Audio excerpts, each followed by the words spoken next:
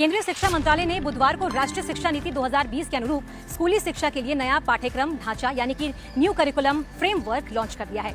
ये curriculum framework करीब 36 साल से चली आ रही भारतीय शिक्षा प्रणाली को पूरी तरह से बदल सकता है। इसे नई शिक्षा नीति 2020 के तहत केंद्रीय शिक्षा मंत्रालय ने तैयार किया है। करिकुलम फ्रेमवर्क में भारत में कक्षा 1 से 12वीं तक बच्चे कैसे पढ़ेंगे, क्या सीखेंगे, कैसे सीखेंगे, असेंबली कैसे होगी, बैक किताबें कैसी होंगी, छात्रों की प्रतिभा का मूल्यांकन कैसे होगा जैसे कई बड़े बदलाव प्रस्तावित किए गए हैं। इस करिकुलम फ्रेमवर्क का असर सिर्फ बोर्ड परीक्षाओं की प्रकृति पर ही नहीं बल्कि पूरी स्कूली शिक्षा पर पड़ने वाला है।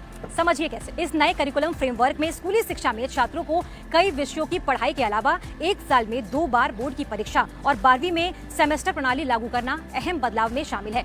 एनसीएफ में कक्षाओं में बच्चों के लिए बैठने का इंतजाम, स्कूल में होने वाली असेंबली, यूनिफॉर्म, भाषा और संस्कृति से जुड़ाव जैसे अन्य विषयों के बदलाव भी शामिल है। उदाहरण के लिए क्लास के सिटिंग अरेंजमेंट को ही ले ले तो एनसीएफ में कक्षाओं को गोलाकार आकार और अर्ध गोलाकार आकार में बैठने को कहा गया है। यही नहीं, स्कूल में होने वाले असेंबली को टेक्निकल की जगह मीनिंगफुल बनाया जाएगा। यूनिफॉर्म चेंज की बात करें तो स्कूल में स्थानीय मौसम के हिसाब से पारंपरिक, आधुनिक या जेंडर यूनिफॉर्म को चुनने का विकल्प भी शामिल है। एनसीएफ के मुताबिक सेकेंडरी स्टेज को 4 ग्रेड में बांटा गया है, जिसमें छात्रों को कुल 16 विकल्प आधारित पाठ्यक्रमों को पूरा करना होगा।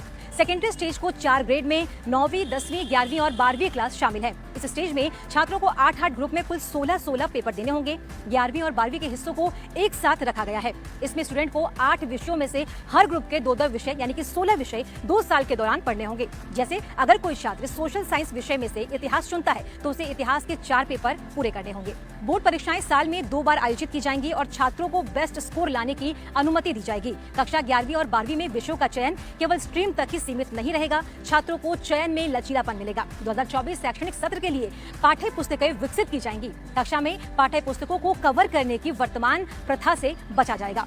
पाठ्य पुस्तकों की लागत पर भी विचार किया जाएगा। स्कूल बोर्ड उचित समय में ऑन डिमांड परीक्षा की पेशकश करने की क्षमता विकसित करेंगे।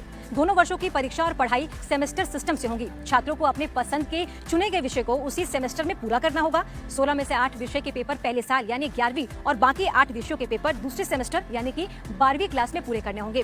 सभी 16 पेपर पूरा कर लेने के बाद 12वीं क्लास का सर्टिफिकेट मिलेगा। यही पैटर्न 9वीं और 10वीं की परीक्षा में भी होगा। नई शिक्षा नीति में 10+2 के फॉर्मेट को पूरी तरह से खत्म करने की बात कही गई है। अब इसे 10+2 से बांटकर 5+3+3+4 फॉर्मेट में ढाला जाएगा। इसका मतलब है कि स्कूल के पहले 5 साल में प्री प्राइमरी स्कूल के 3 साल और कक्षा 1 और 2 सहित फाउंडेशन स्टेज और शामिल होंगे। फिर अगले 3 साल तक कक्षा 3 से 5वीं की तैयारी के चरण में विभाजित किया जाएगा। इसके बाद 3 साल मध्य चरण यानी कक्षा 6 से 8वीं और माध्यमिक अवस्था के 4 वर्ष यानी कि कक्षा 9वीं से 12वीं तक। इसके अलावा स्कूलों में कला, वाणिज्य, विज्ञान स्ट्रीम का कोई कठोर पालन नहीं होगा।